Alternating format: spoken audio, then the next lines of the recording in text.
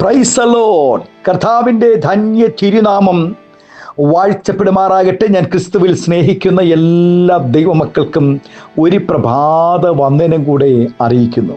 32-ാം സങ്കീർത്തനക്കാരൻ പാടുന്നു, യഹോവ അകൃത്യം കണക്കിടാതെയും ആത്മാവിൽ കപടമില്ലാതെയും ഇരിക്കുന്ന മനുഷ്യൻ ഭാഗ്യവാൻ.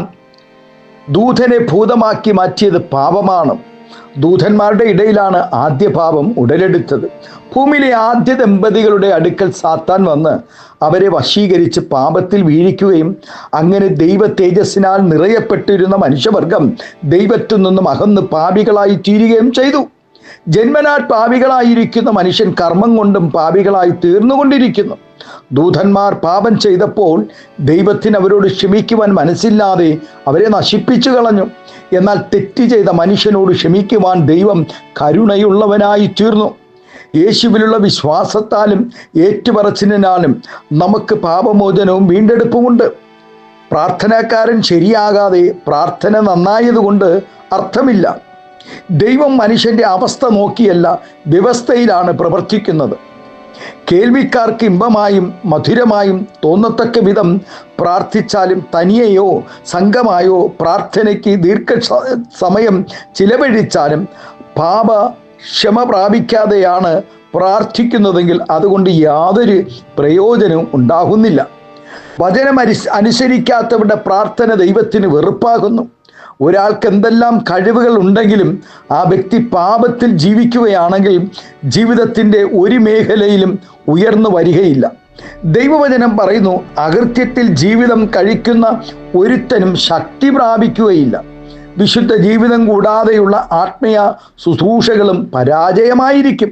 ഇന്ന് പല ദൈവദാസന്മാരും വിശ്വാസികളും അലഞ്ഞു നടക്കുന്നതിൻ്റെ കാരണം ഇതുതന്നെയല്ലേ? പാപത്തിൽ ജീവിതം തുടരുകയും അവസാനിപ്പിക്കുകയും ചെയ്ത ശൗലിൻ്റെയും കുടുംബത്തിൻ്റെ അവസ്ഥ പരിശോധിക്കുക നാം. എല്ലാ ജാതികളെക്കാളും ഉന്നതരായി തീരേണ്ട ഇസ്രായേൽ ജനം അധോഗതി പ്രാപിച്ചതിൻ്റെയും ബലഹീനരായി തീർന്നതിൻ്റെയും കാരണങ്ങൾ പാപം തന്നെയായിരുന്നു. പാപത്തിൽ ജീവിക്കുന്നവർ മറ്റുള്ളവർക്കൊരു ഭാരമായിരിക്കുന്നത് പോലെ താൻ തനിക്ക് തന്നെയും ഒരു ഭാരമായി തീരും എന്ന് വചനം പറയുന്നു.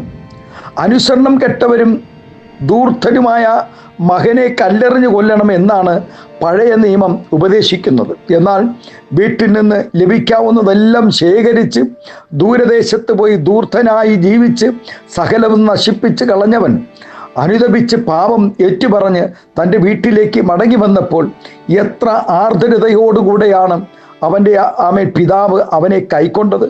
പ്രിയ ദൈവ പൈതലേ, പാപങ്ങളെ ഏറ്റുപറഞ്ഞ് അനുതപിച്ച് മടങ്ങി വരുന്നവരെ സ്വീകരിക്കുന്ന സ്നേഹനിധിയായ ഒരു പിതാവ് സ്വർഗത്തിൽ നമുക്കുണ്ട്. ആമേൻ.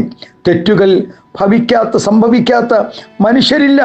എന്നാൽ സ്വയം നീതീകരിക്കാതെ അവയെ ഏറ്റുപറഞ്ഞാൽ ദൈവത്തിൻ്റെ കരുണ ലഭിക്കും. ആമേൻ, സ്തോത്രം. ഏകസി പാപം മറച്ചു വെക്കാൻ ശ്രമിച്ചു. അവന് കിട്ടിയ ശിക്ഷ വളരെ കഠിനമായിരുന്നു. എന്നാൽ തെറ്റ് ബോധ്യപ്പെടുത്തിയപ്പോൾ ദാവീദ് ഒന്നും മറച്ചു വെക്കാതെ ദൈവസന്നിധിയിൽ അനുതപിച്ചപ്പോൾ ദൈവം അവൻ്റെ പാപത്തിൻ്റെ കുറ്റത്തെ ക്ഷമിച്ചു കൊടുത്തു. ആകയാൽ പാപം സ്തോത്രം മൂടി വയ്ക്കാതെ തെറ്റേറ്റു പറഞ്ഞ് ശുദ്ധീകരണം വരുത്തി നല്ല വിശുദ്ധ ജീവിതം തുടരുവാൻ ദൈവം ഈ പ്രഭാതം ഏവർക്കും കൃപ നൽകട്ടെ എന്ന് ആത്മാർത്ഥമായി പ്രാർത്ഥിക്കാം. ഇന്ന് പകൽക്കാലത്തിൽ നമ്മുടെ ജീവിതത്തിലും കുറ്റങ്ങളും കുറവുകളും ഒക്കെയുണ്ട്. എന്നാൽ സ്തോത്രം, ഞാൻ പാപിയാണ്, ഞാൻ കുറ്റക്കാരനാണെന്ന് സമ്മതിച്ചുകൊണ്ട് സ്തോത്രം ഇന്ന് പകൽക്കാലം ദൈവസന്നിധിയിൽ അടുത്തു വരികയാണെങ്കിൽ നിശ്ചയമായും നമ്മുടെ പാപങ്ങളെ ക്ഷമിക്കുന്ന ഒരു നല്ല നാഥൻ നമുക്കുണ്ട്, ഒരു നല്ല പിതാവ് നമുക്കുണ്ട്, ഒരു വീണ്ടെടുപ്പുകാരൻ നമുക്കുണ്ട്. പലരെയും കുറ്റം വിധിച്ച് സ്തോത്രം സ്വയം നീതീകരിക്കുന്നപ്പോൾ ഇന്ന് ഈ കാലഘട്ടങ്ങളിൽ സ്തോത്രം അതൊരു സുഖമായി കണ്ടുവരുമ്പോൾ ഇന്ന് പകൽക്കാലം പരിശുദ്ധാത്മാവിൽ അമ്മയെ ഒന്ന് ഏൽപ്പിച്ചു കൊടുക്കാമോ? നമ്മുടെ കുറവുകളെ ഒന്ന് ഏറ്റുപറയാമോ? പ്രാർത്ഥന കുറവുകൾ, ആരാധന കുറവുകൾ, കൊടുക്കൽ വാങ്ങൽ, നോട്ടം, ചിന്ത, നമ്മുടെ ജീവിതത്തിൽ വന്നുപോയ എല്ലാ കുറവുകളും അത് പാപം തന്നെയാണ്. അതിന്ന് പ്രഭാതം ദൈവത്തിൽ ഏറ്റു പറഞ്ഞുകൊണ്ട് നമുക്കൊരുമിച്ച് പ്രാർത്ഥിക്കാം. കണ്ണുകളെ അടയ്ക്കാം. സ്വർഗീയ പിതാവേ, സ്നേഹവാനായ ഞങ്ങളുടെ നല്ല ദൈവമേ, ഞങ്ങളുടെ കർത്താവേ സ്തോത്രം, ഞങ്ങളുടെ അകൃത്യം കണക്കിടാതെ ആത്മാവിൽ കപടമില്ലാതെയും കർത്താവെ ഞങ്ങൾ ആയിരിക്കാൻ പരിശുദ്ധാത്മാവെ ഞങ്ങളൊരു ഭാഗ്യവാന്റെ പട്ടികയിൽ എണ്ണുവാൻ തക്കവണ്ണം ആമേ കൃപ നൽകണമേ എന്ന് പ്രാർത്ഥിക്കുന്നു. ഈ പ്രഭാതം ഈ ശബ്ദം ശ്രവിക്കുന്ന എല്ലാ ദൈവദാസന്മാരെയും ദൈവദാസന്മാരെയും അനുഗ്രഹിച്ച് പ്രാർത്ഥിക്കുന്നു. ഈ ശുശ്രൂഷകൾ പങ്കാളികളാകുന്ന ലോകത്തിൻ്റെ വിവിധ ഭാഗങ്ങളിലായിരുന്നു കൊണ്ട് ഈ ശുശ്രൂഷകൾ കർത്താവേ സ്തോത്രം ആമേ പങ്കാളികളായി കടന്നു വരുന്ന എല്ലാ പ്രിയപ്പെട്ടവരെയും സ്വർഗം അനുഗ്രഹിക്കണം, ആദരിക്കണം. ഇവിടെ തലമുറകളെ മാനിച്ചാട്ടെ, ആദരിച്ചാട്ടെ. എല്ലാവിധമായ നന്മകളും അനുഗ്രഹങ്ങളും പകരണമേ എന്ന് പ്രാർത്ഥിക്കുന്നു.